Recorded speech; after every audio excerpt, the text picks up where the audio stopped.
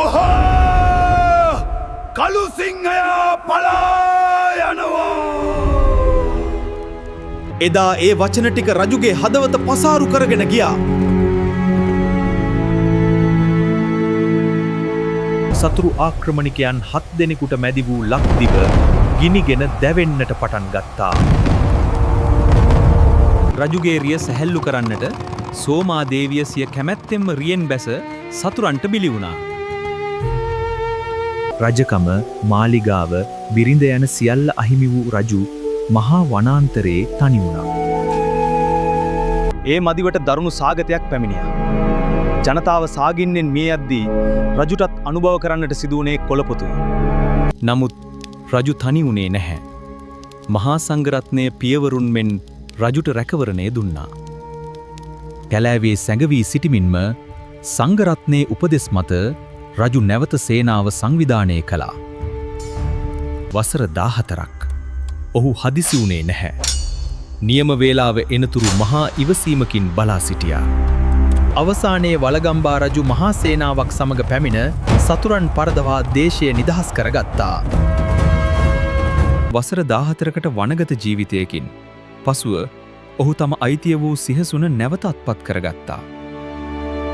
තමාට කළු සිංහයා කියා අපහාස කළ නිගණ්ඨයා සිටි තැන රජු අහස ඌසට අභයගිරි චෛත්‍යය ඉදි කළා.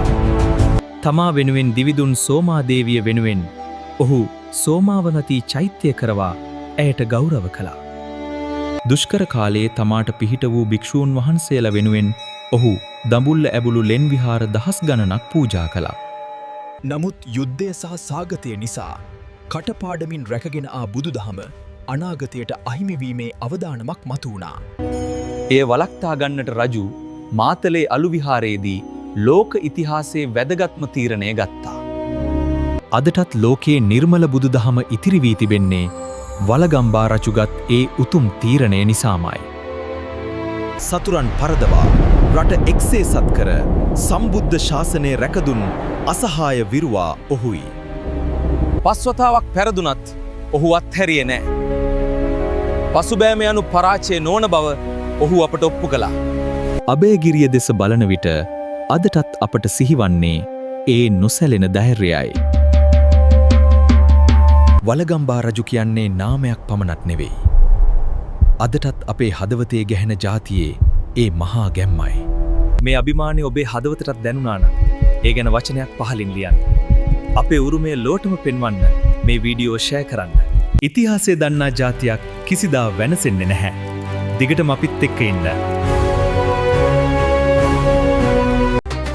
රජ කරවන්නට කලේ කොලේ නිදිවංචිතවා විදියේ වේදනාවයි මෙයකඩ හනින්නෙන්නේ. කල්ලෙන් අස්සේ හංගා